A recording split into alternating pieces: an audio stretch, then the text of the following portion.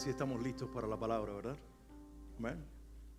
Bueno, hoy quiero compartirles un tema titulado Vivamos Felices, y es precisamente este tema, aunque lo estoy ahora mencionando de una forma plural, lo voy a hacer porque, como bien saben muchos de ustedes, es también el título, aunque un poquito diferente, del libro que Dios me dio la oportunidad de escribir, y que muchos de ustedes ya tienen una copia, pero como he estado anunciando durante estos días, vamos a tener algunas copias afuera en esta mañana, que me encantaría que, si es posible, la pudieras adquirir para bendecir tu vida. Hubo un sentir de Dios en mi corazón cuando escribí este libro, y es desafiar los criterios que el mundo tiene acerca de la felicidad.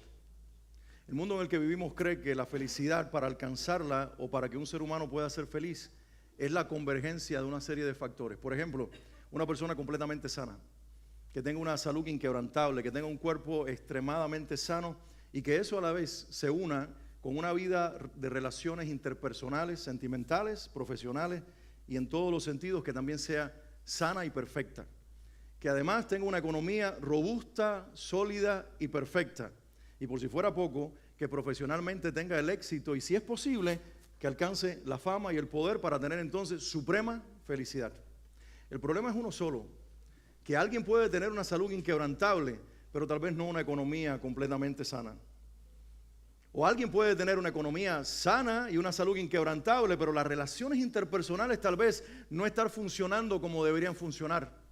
O tal vez no pueda tener el éxito profesional. En algún momento la convergencia que el mundo quiere que exista entre todos estos factores para poder ser felices no se va a dar, porque inclusive vemos famosos como Robin Williams, por ejemplo, que terminan quitándose la vida habiendo sido de los más exitosos actores en Hollywood, y que películas internacionalmente se vieron por todo el mundo, robando el aplauso de un sinnúmero de personas para luego dejarnos sorprendidos porque quitó su vida en una profunda depresión. ¿Qué pasó? Había fama, había éxito, había dinero, había posiblemente salud, y al final lo que hubo fue muerte, porque la felicidad no se alcanza por medio de los estereotipos que nosotros nos hemos fabricado. En el libro me di a la tarea de hablar acerca de al menos 7 aspectos que llamo secretos. ¿Y por qué los llamo secretos si en realidad no son tan secretos? Porque nosotros los hemos minimizado tanto que llegamos a ignorarlos.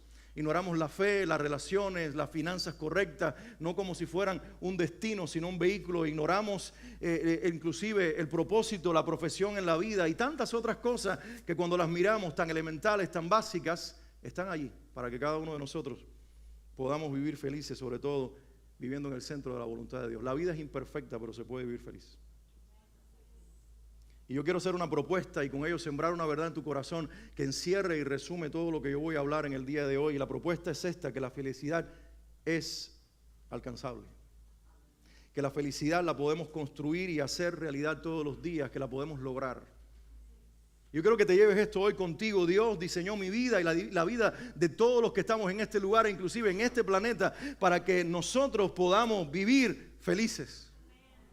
Y esto parece una utopía, inclusive no nos ponemos de acuerdo. Si le preguntas a un psicólogo, a un psiquiatra, ¿la felicidad es algo alcanzable? Te va a decir, de hecho, la felicidad no se puede ni definir, porque la felicidad no tiene definición. La felicidad es algo abstracto, la felicidad es algo que es incorpóreo, que no se puede ni tan siquiera definir, porque muchos tienen diferentes conceptos, lo confunden con alegría y lo confunden con gozo, y al final no es nada y lo es todo.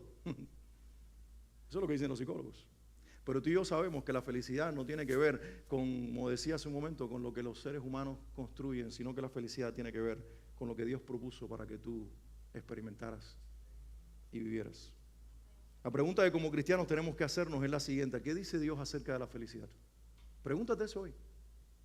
¿Qué Dios dice acerca de la felicidad? Y saben, si tú y yo vamos a la Biblia y abrimos el libro de Génesis y entramos en el primer capítulo y el segundo capítulo, y vemos que ahí hay una descripción del primer lugar donde Dios puso al hombre y luego a la mujer y los puso a ambos para que vivieran en él, nos vamos a encontrar que el nombre que Dios le da y la Biblia llama a ese lugar, ¿cuál es?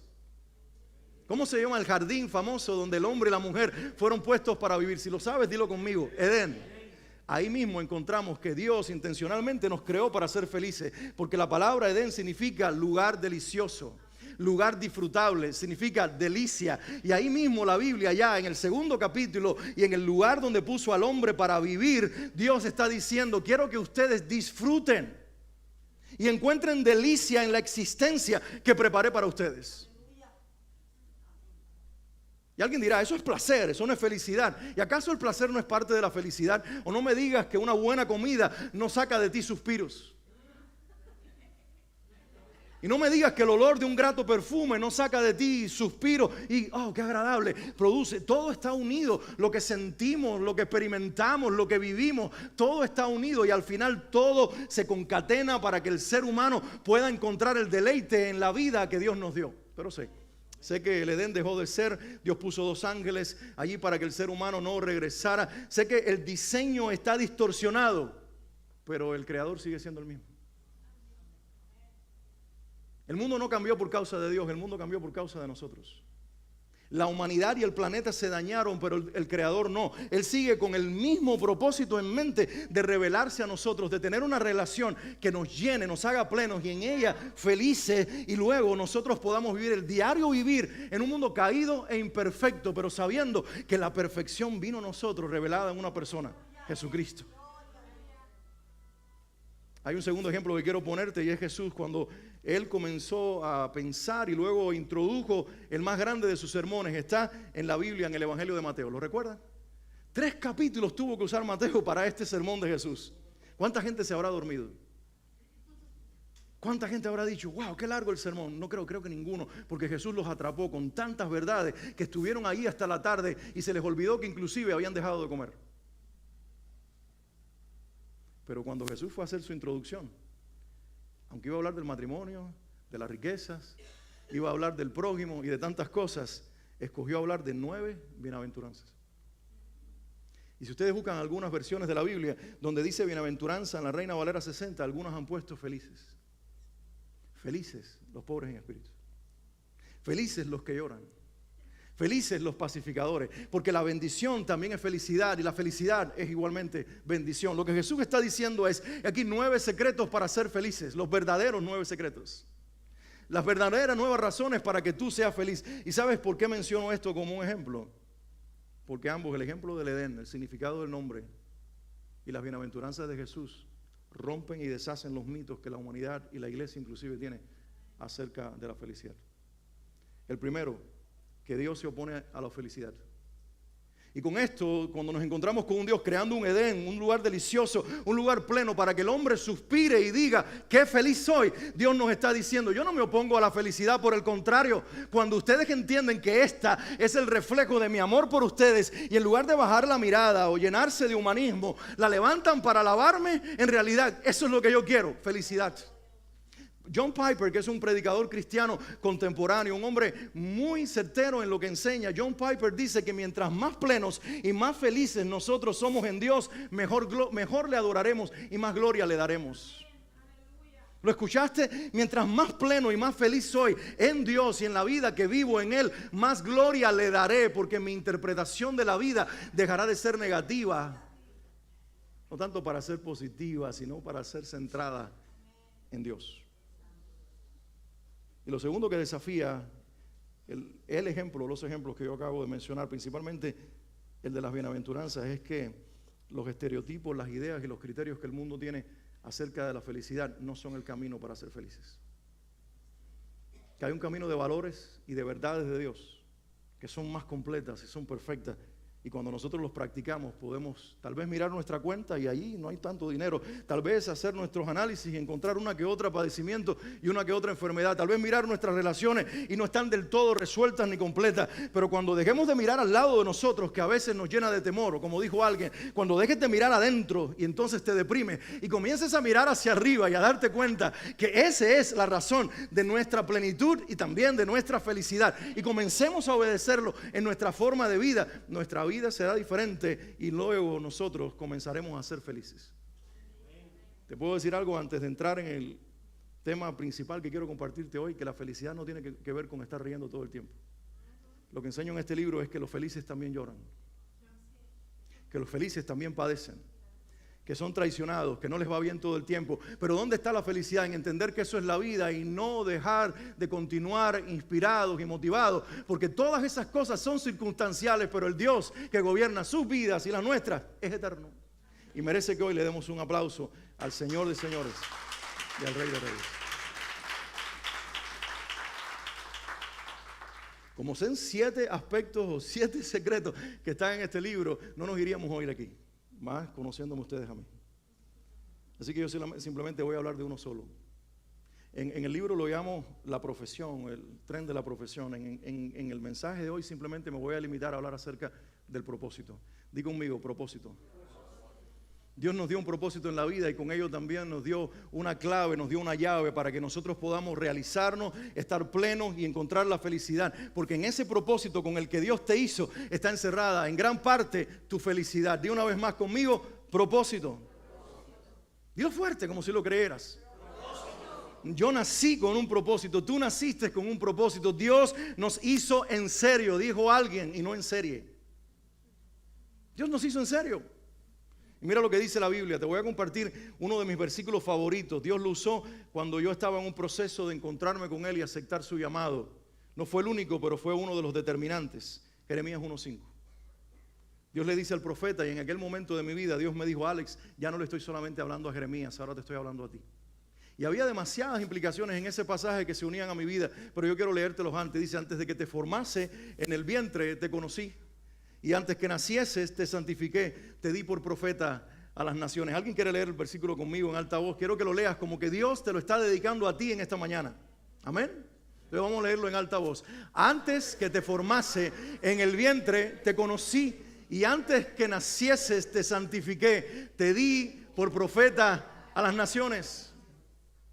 Ahí estaba yo, un adolescente con muchas ideas en mi cabeza, tratando de orientarme en un camino profesional. Y de momento Dios me interrumpe en mis propios sueños y me dice: yo tengo un camino para ti, tengo un diseño para ti, tengo una propuesta para ti, de hecho tengo un propósito para ti.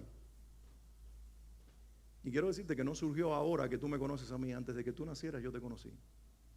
Antes de que te formase en el vientre de tu madre yo te escogí. Y dirás: wow, qué cosa tan tremenda lo que Dios le dijo al pastor Alex. No, se lo dijo a Jeremías, y a través de Jeremías me lo dijo a mí, pero también te lo está diciendo a ti. Yo recuerdo que mi mamá siempre contaba la historia de estar embarazada, de su tercer embarazo. Entre mi hermana y yo hubo un embarazo que se perdió.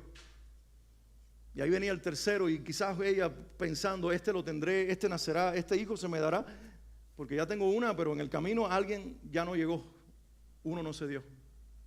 Y ahí está embarazada en una época donde no había ultrasonidos. Los más jóvenes me miran como diciendo: ¿de dónde vienes? ¿De qué planeta? Pero no se podía saber todavía el sexo, al menos en el país donde yo crecí. Para esa época ella no podía saber si era niño, si era niña, ninguna característica. Hoy te lo dan no en 3D, te lo dan en 4D y tú puedes ver hasta el color de los ojos. Pero no en aquel tiempo. Y mi mamá tuvo un sueño. Y en el sueño una mano, ella decía sumamente blanca y con mucha luz, descorría unos pañales y le mostraba a un niño.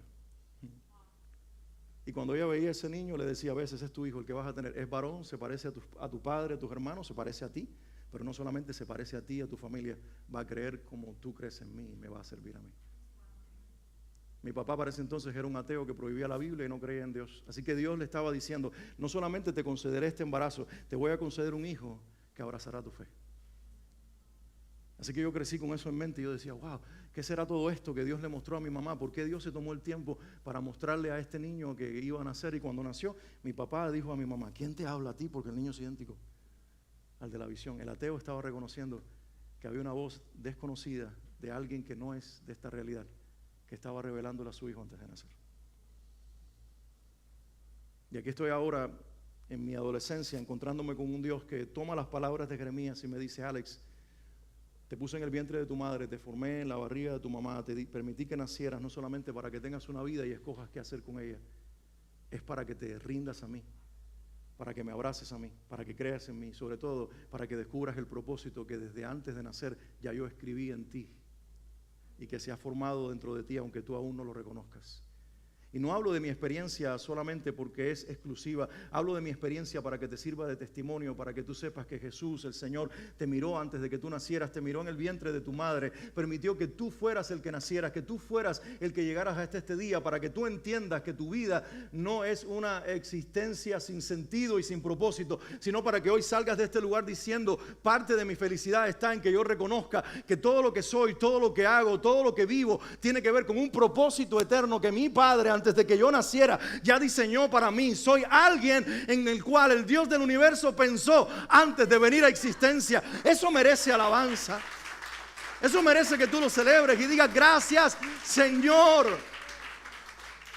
Y como dice el salmista en otra parte de la Biblia, ¿qué es el hombre para que de él te acuerdes? ¿Qué es el ser humano para que tengas de él memoria? Si lo hiciste poco menor que los ángeles. Pero luego dice, pero lo coronaste de gloria y de honra. Obvio, ya lo he dicho otras veces, alguien dijo que esas palabras eran para Jesús, pero luego en Jesús nos encontramos nosotros y vemos que lo que el Padre dijo de su Hijo, el mayor, el primero, el que era único y se hizo el primero, ahora lo dice de todos sus hijos, que por medio de él hemos entrado a la familia. Somos menor que los ángeles, pero sin embargo nos coronó de gloria y de favor.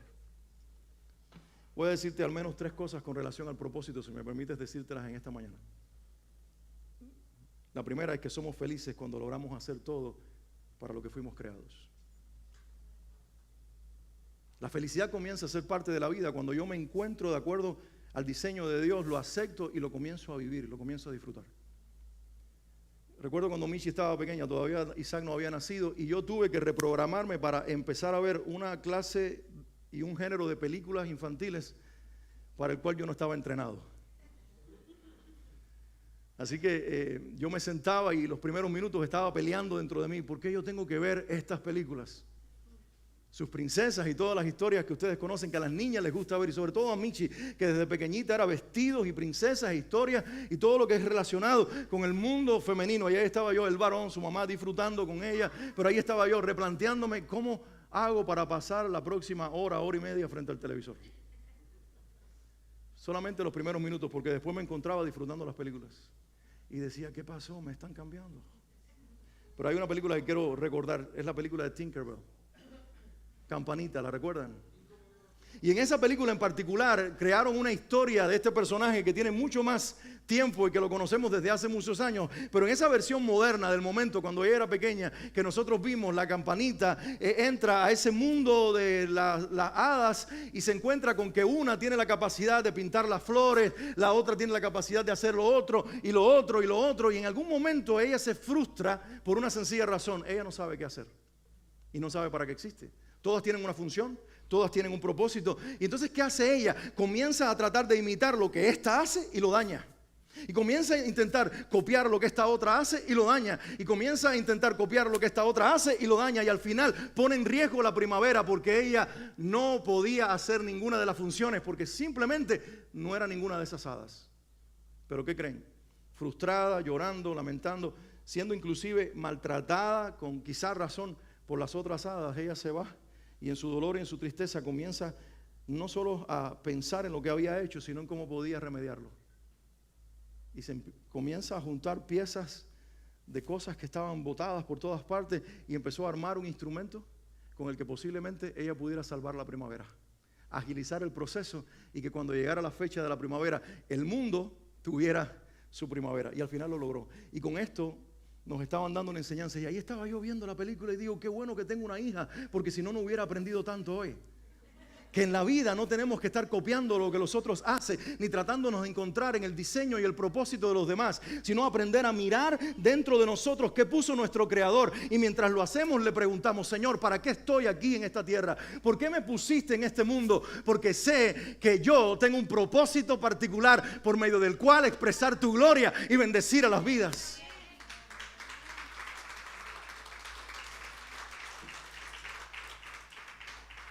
En Netflix, Juan y yo vimos hace un tiempo atrás una serie que estudia, quizás ustedes la vieron, que estudia comunidades en el mundo entero donde las personas han logrado vivir más de 100 años y ser saludables. Italia, en otras partes del mundo, pero llegaron a una comunidad en Japón, en Okinawa, y encuentran que allí también hay personas que viven más de 100 años. No sé si lo han visto, es fascinante. Y hablan de que el terreno donde siembran su comida es diferente al de otras partes, no está tan contaminado. Que el aire que respiran es más puro que en otras partes del planeta. La comida que comen es más sana, el aire que respiran es más sano. La vida que ellos viven es menos estresante, hay menos ansiedad por lo tanto. Ellos caminan y usan menos carros. La comida es más orgánica y todos esos factores que influyen. Pero esta comunidad en particular tienen un término que se llama, si mal no recuerdo, Ikigai. Que si lo traducimos nosotros al español significa tener sentido para vivir. Que mi vida tenga propósito. Hay 4 aspectos que ellos consideran.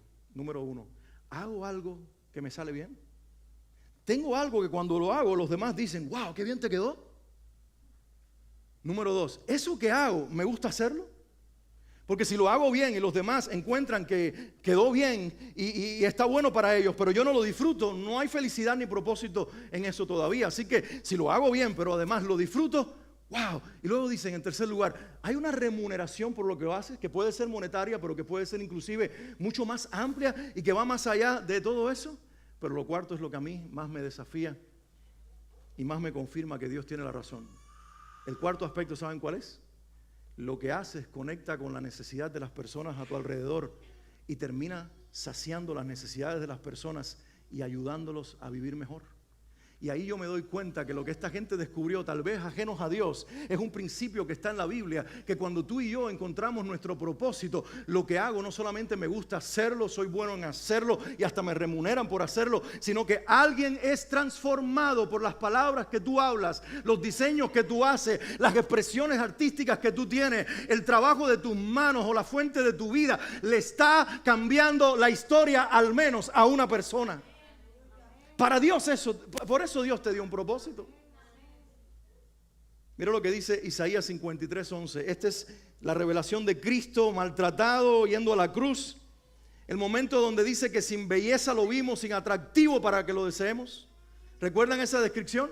La gente dice por Isaías 53 que Jesús era feo. Jesús no era feo. Isaías vio a un Jesús ahí sin atractivo porque estaba desfigurado por los golpes y el maltrato y la vejación que lo llevó a la cruz. Pero mira lo que dice Isaías 53:11. Verá el fruto de la aflicción de su alma y quedará satisfecho. Y dice, por su conocimiento mi siervo justo justificará a muchos y llevará las iniquidades de ellos. No sé si viste lo que dijo. Verá la aflicción de su alma y quedará satisfecho.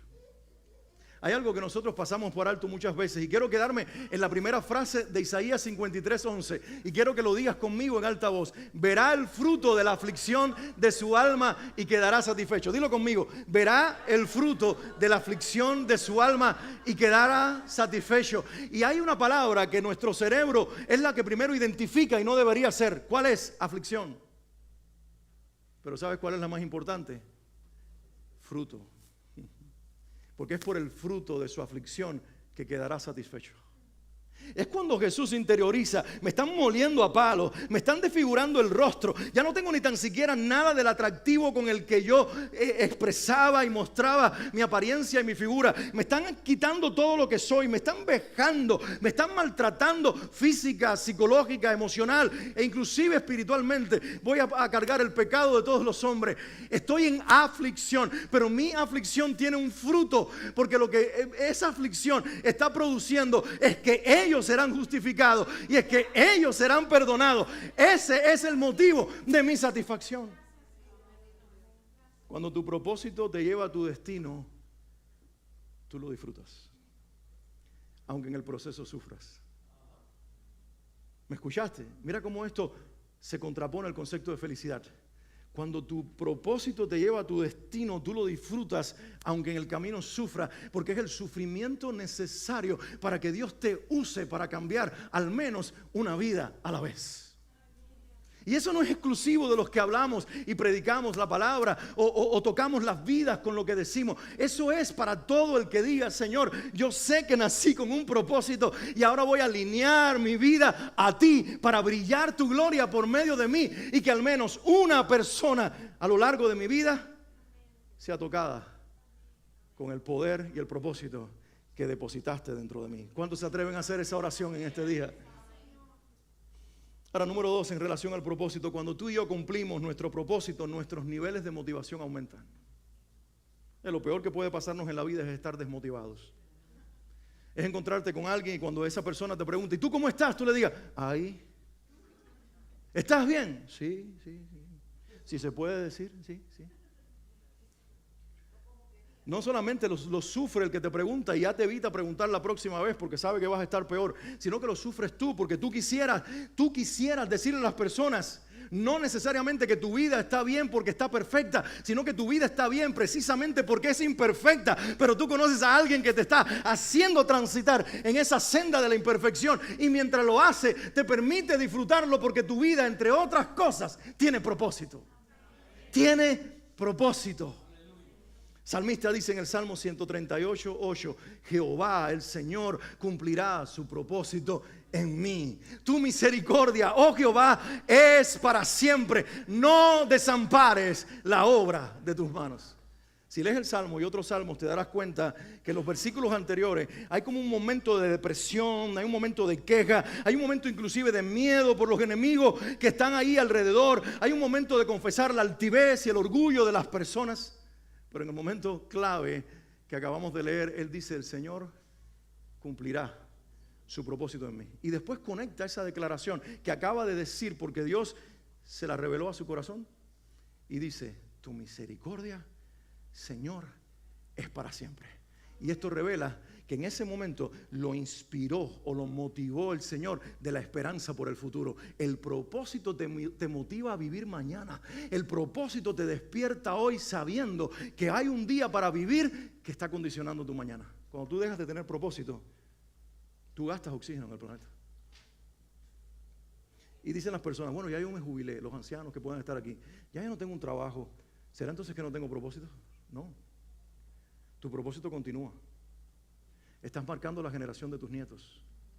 Tus oraciones a favor de tu iglesia están siendo escuchadas en el cielo. Tus consejos y tu sabiduría son importantes para los que venimos detrás.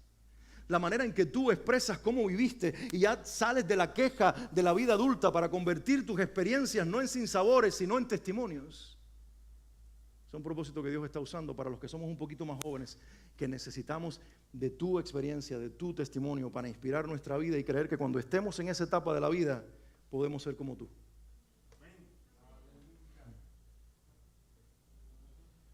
No sé si a alguno de ustedes les suena el nombre de Richard Montañez. Pero para ponerlo en perspectiva, actualmente Richard Montañez es el padre de la mercadotecnia multicultural. Y si ustedes alguna vez han abierto una bolsa de Flaming Hot Cheetos, ese chips que es de maíz, que es rojo porque tiene picante y te mancha los dedos, la lengua, y tú lo disfrutas, ¿lo conoces? El creador detrás de esa bolsa de chips, de esos Flaming Hot Cheetos, es Richard Montañez. Y pasa la historia, ya inclusive retirado de la compañía Frito-Lay, como el padre de la mercadotecnia multicultural. Pero su historia no comenzó así. Es un inmigrante de origen mexicano que cuando entró a Frito-Lay no le dieron una silla en una oficina ejecutiva, le dieron una escoba para que barriera los pisos. Y mientras barría los pisos, un día, mientras todos se estaban yendo o ya se habían ido, y quitaba el polvo preparando el salón y los pasillos para limpiarlo, él comenzó a ver en las pantallas de la compañía Frito-Lay que estaban proyectando un mensaje del presidente de la compañía, donde él decía: creo que es momento de que todos, y les propongo, comiencen a soñar y sueñen por el futuro de esta empresa, hacer algo para que la empresa pueda crecer y con ella tú también. Y el que barría los pisos, con pocos estudios, inmigrante, sin prácticamente muchas oportunidades para triunfar, llevó a su casa algunas bolsas de los chips de la compañía y abrió las salsas que nuestros hermanos mexicanos prueban con tanto gusto y que millones de personas comen y usan en los Estados Unidos y en el mundo entero, y empezó a mezclarlas con aquellos productos de la compañía, empezó a probar y decía: uy, esto no, y esto sí, hasta que finalmente encontró un sabor que dijo: este es. Y se las arregló para llegar a los ejecutivos de la empresa y decirles: yo tengo esta propuesta, hay un mercado que ustedes no están estudiando, ustedes no han descubierto, es un sinnúmero de hispanos en los Estados Unidos que comprarán sus bolsas todos los días porque les gustará el sabor, porque les va a remontar a su tierra de origen, y encontrarán un mercado no solamente en este país, sino en el mundo entero, que hará que la empresa triplique o inclusive aún más sus ventas. Y efectivamente eso sucedió, y al suceder él llegó a un puesto ejecutivo. Y lo demás es historia. Hoy es el padre de la mercadotecnia multicultural. Conocí su historia hace mucho tiempo, pero hace unos meses atrás disfrutamos su historia en la televisión o en la pantalla, cuando Disney puso en su plataforma la historia de este hombre, que curiosamente el productor de esta película, ¿saben quién es? El líder de la Coalición Nacional Hispana de Líderes Hispanos, un hispano de segunda generación que nació en este país, que habla el inglés, pero que siente como latino y que además de todo es un pastor, Samuel Rodríguez.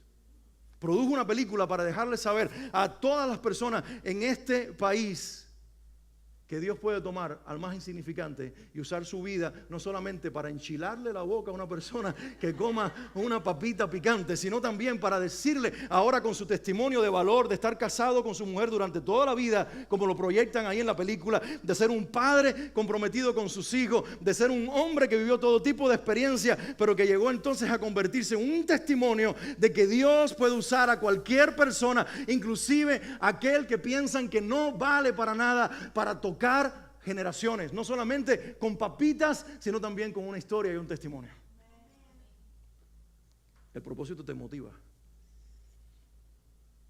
Y los cristianos deberíamos ser los más en decir y hacer esta declaración del Salmo 138, nuestro lema, sobre todo esta primera parte: el Señor cumplirá su propósito en mí. En lugar de deprimirte porque todavía no ves que tus sueños, si lo tienes, asegúrate que es de Dios. Pero si lo que tú crees que es un sueño de Dios no se ha cumplido y ya tu vida no está haciendo lo que eras cuando tenías 20 años, no te deprimas. En realidad tienes que decir: el Señor cumplirá su propósito en mí. Y mientras más me acerco a la vejez, posiblemente más cerca estoy de ese cumplimiento. Deja que tu vida brille para Dios. Sacúdete del egoísmo, de querer que tus sueños tengan que ver contigo. Y recuerda que tus sueños tienen que ver con satisfacer la necesidad de una persona, porque Dios te creó precisamente para la gloria de su nombre. Un joven estaba en Times Square cuando una multitud, miles de personas, escuchaban a Billy Graham predicar. Él era un estudiante de medicina que fue tocado por el poder del evangelio, y ese día bajó su cabeza y le entregó su vida a Cristo y le dijo: Señor Jesús, ven a mi corazón, te hago el Señor de mi vida. Pero en ese mismo instante el Espíritu Santo lo cargó con un pensamiento y lo llevó a hacer una oración. Dijo: yo soy un estudiante de medicina, ahora sé que vivo y existo para ti. Señor, ¿cómo puedo usar lo que estoy aprendiendo en la escuela de medicina y más tarde será mi profesión para darte la gloria a ti con mi profesión?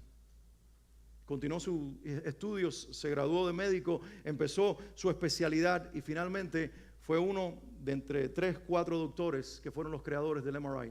Y todo comenzó con una oración en Times Square: Dios mío, que mi carrera, mi profesión y mi sueño de ser doctor ya deje de ser una razón para poner solamente dinero en mi bolsillo, sino se convierta además en un instrumento en tus manos para tocar y beneficiar y dar gloria a tu nombre mientras bendecimos a la humanidad.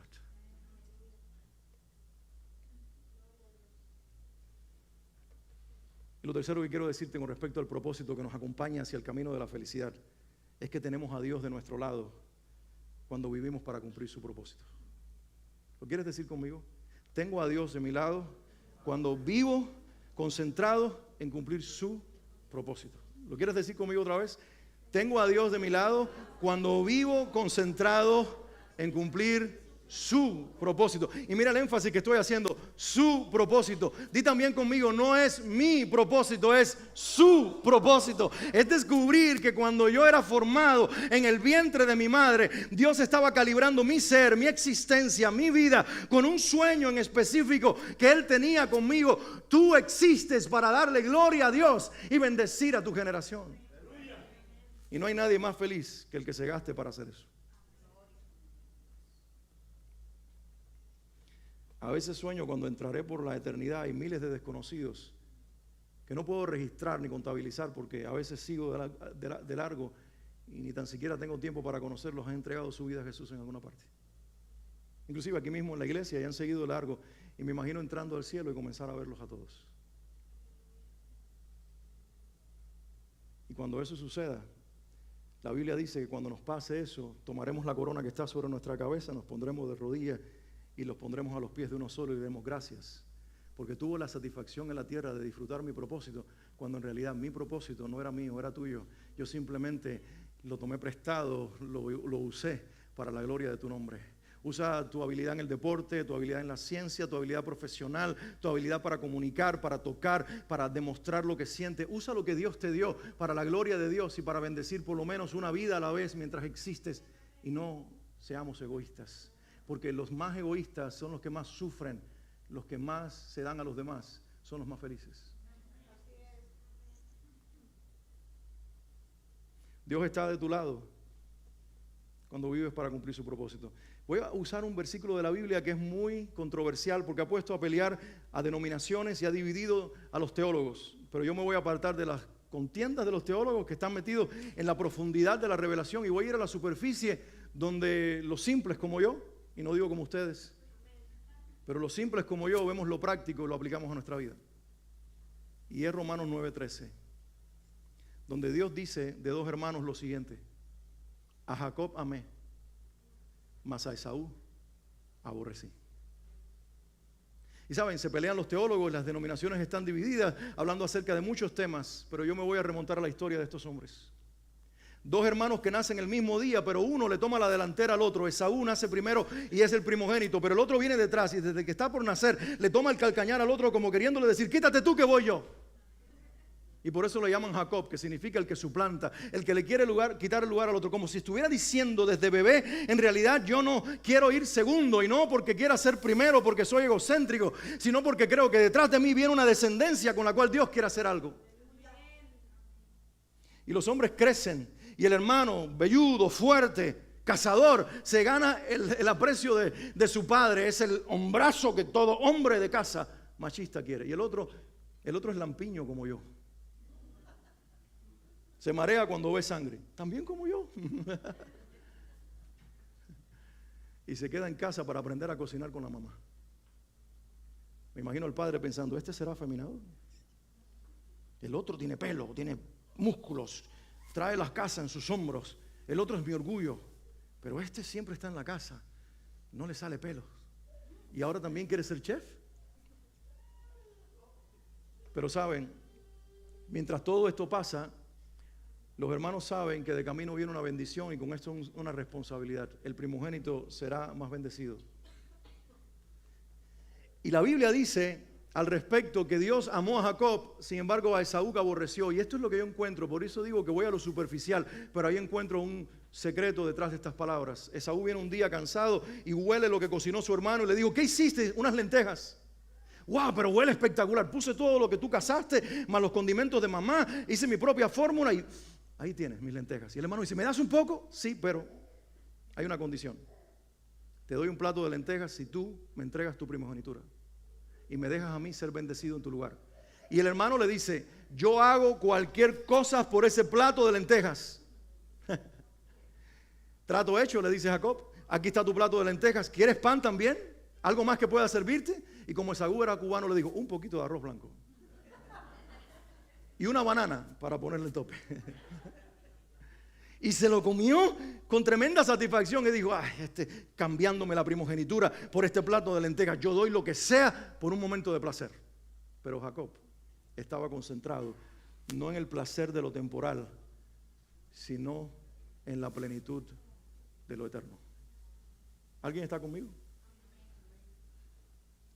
Esaú estaba concentrado en el placer temporal, Jacob estaba concentrado en la bendición de lo eterno. Por eso, aunque lo veamos como un suplantador, cuando él se pone la ropa de su hermano, con el olor de su hermano, y en silencio, imitando la voz de su hermano, guarda silencio después y recibe la bendición de su padre, en realidad sí, lo hizo engañando a su papá, pero no a su hermano, porque él ya le había comprado la primogenitura. Y ahora Dios, siglos después, le dice a Pablo: quiero que le digas al mundo entero que yo amé a Jacob y a Esaú lo aborrecí, porque yo sabía que desde el vientre de su madre estaba concentrado en lo temporal y en lo placentero. Pero Jacob, aunque cometería muchos errores, si evaluamos las dos vidas, Esaú vivió mejor que Jacob. Pero cuando miramos los dos corazones, Jacob tuvo un mejor corazón. Tomó muchas decisiones equivocadas, visibles, pero su corazón estaba concentrado no solamente en encontrar su propia bendición, sino en levantar una generación para Dios. Y sabía que no lo lograría si no tenía primero la bendición del primogénito. Dios está de tu lado cuando tú estás concentrado en cumplir tu propósito.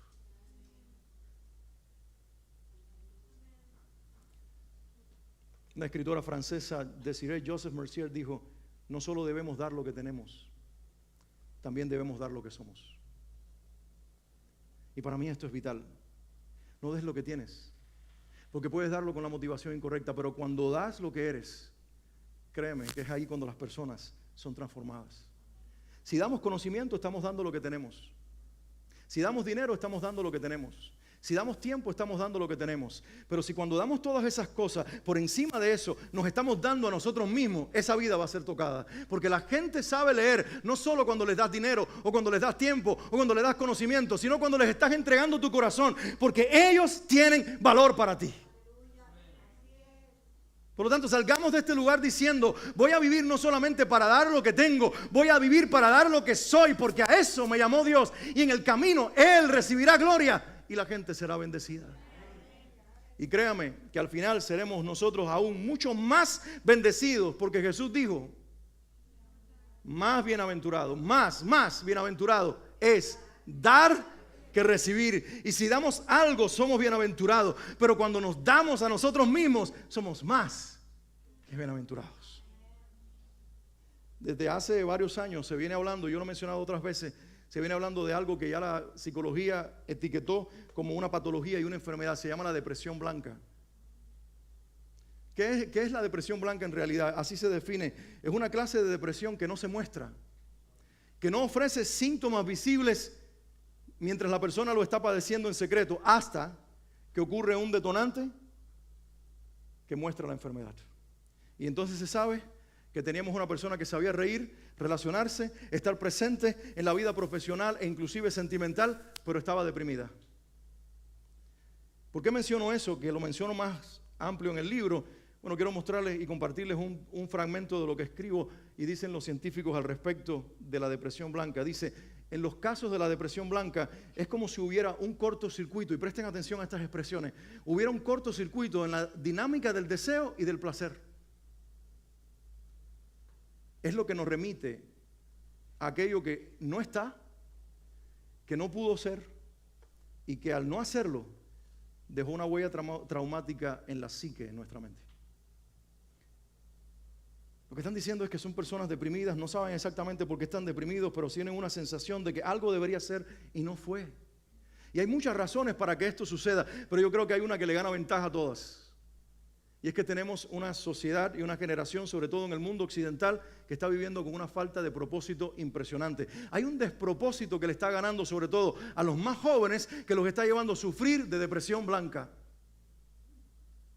Mira, no es casualidad, la mayoría de los pacientes de este tipo de depresión, ¿saben dónde viven? En el mundo occidental, donde más del 50% de la población en el mundo occidental vive por encima del índice de pobreza. No es tampoco casualidad que la mayoría de los que sufren de esta depresión son jóvenes y no adultos. Hay adultos, pero la mayoría son jóvenes. ¿Sabes por qué? Porque nuestros jóvenes les estamos diciendo desde que nacen: tienes que ir a la universidad y estudiar una carrera para que hagas dinero. Pero hoy estamos en presencia de una generación, sobre todo la generación Z, que está desafiando el status quo y que no quiere hacer nada ni ser nada solo por dinero. Ellos quieren encontrar propósito en lo que hacen.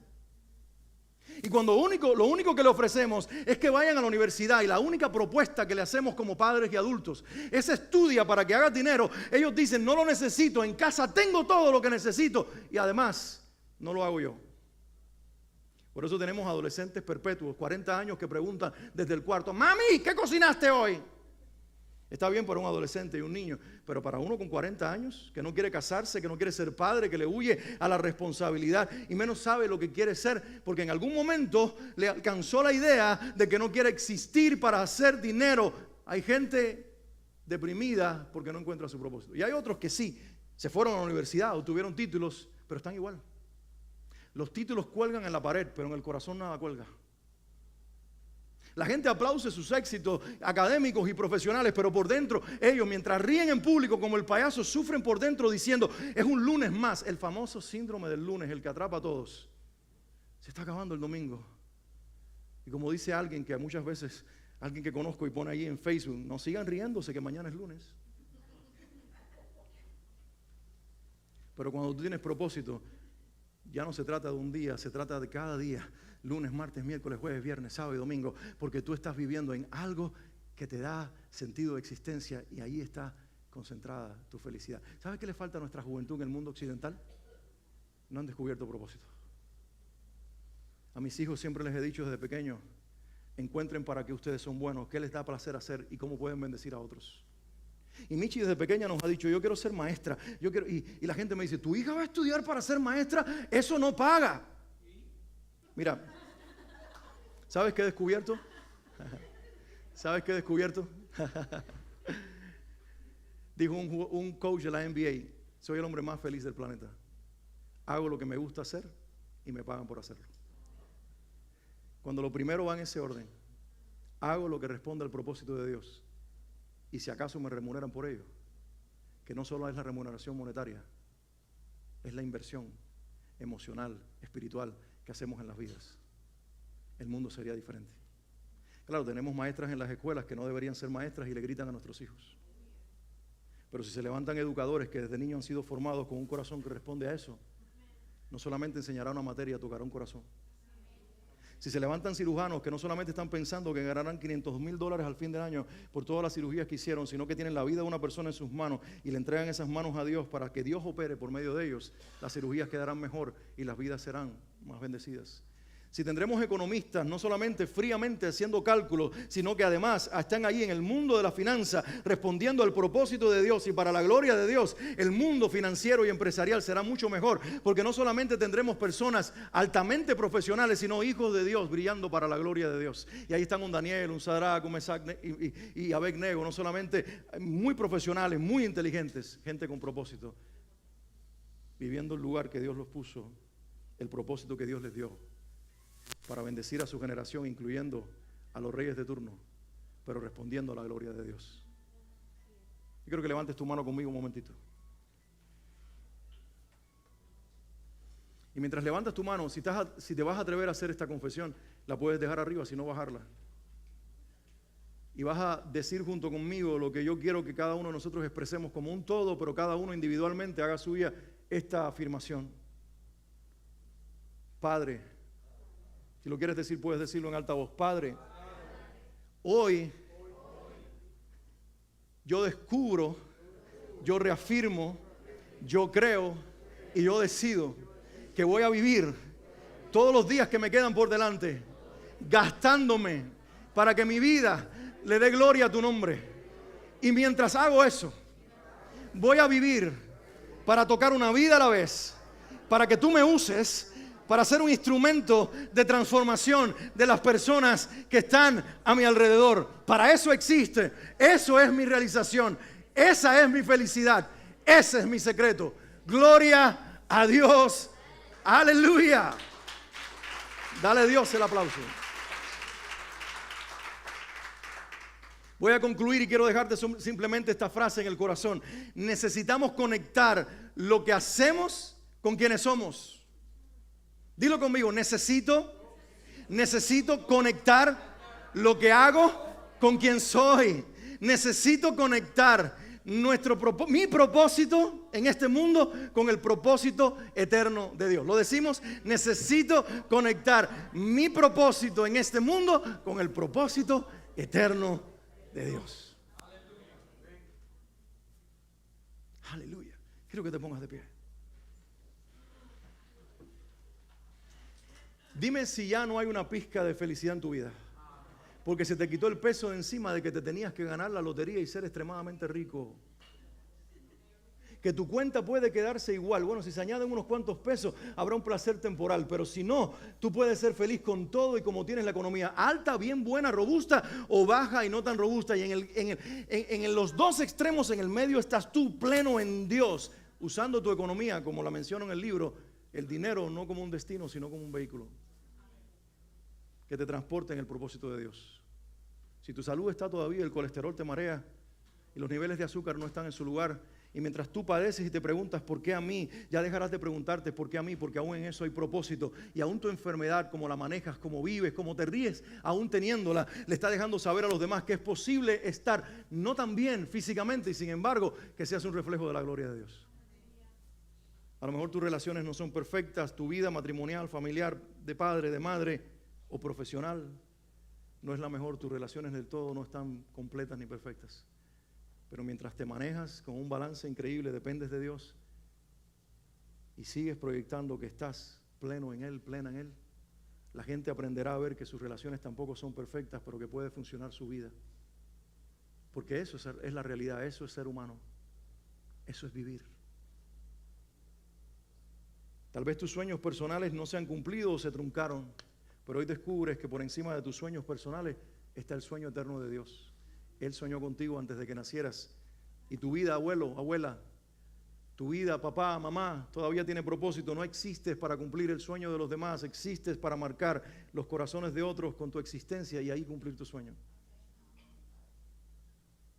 Tu vida tiene propósito, tu vida tiene sentido. Y parte de tu felicidad está en aceptarlo, descubrirlo y vivir para la gloria de Dios. Quiero orar por ustedes. Padre, en el nombre de Jesús, gracias por cada corazón, cada oído, cada persona que tú me has regalado en este día para escuchar esta verdad, sea aquí presencialmente o a través de esa cámara. Quiero darte gracias porque parte de nuestra felicidad humana se encuentra, Señor, precisamente dentro de nosotros, en ese diseño que tú nos diste, en ese propósito con el que nos creaste. Al mirar a mis hermanos veo seres humanos con sus propias luchas, batallas, situaciones, atrapados en sus oficios, en sus trabajos, en su quehacer, en su estrés, en su ansiedad. Pero veo gente con tanto propósito y amado por ti. Y por eso oro que sean, Señor, liberados de las cargas del tiempo presente, de la ansiedad y del estrés, y que comiencen a conectarse mientras la vida continúa siendo la misma. No necesita cambiar ni la vida, ni las circunstancias, ni las personas para que cambiemos nosotros. Lo que basta es reencontrarnos y conectarnos con tu propósito y existir conectado a Él. Y que vivamos con una mentalidad que busque darte a ti gloria en todo lo que hacemos, sobre todo en todo lo que somos. Y en el intento que alguien sea bendecido. Déjanos vivir, Señor, cada día de tal manera que una vida sea tocada, nuestra mirada sane, nuestros abrazos sanen, nuestro tiempo sane, nuestras palabras sanen, nuestra presencia por solo el hecho de estar sea sanadora para muchos. Y arranca de nuestros corazones las motivaciones egoístas, las que buscan solo beneficio personal. Y déjanos creer que la remuneración está garantizada para aquel que vive para servirte y gastarse en su propósito. Gracias, Dios mío amado.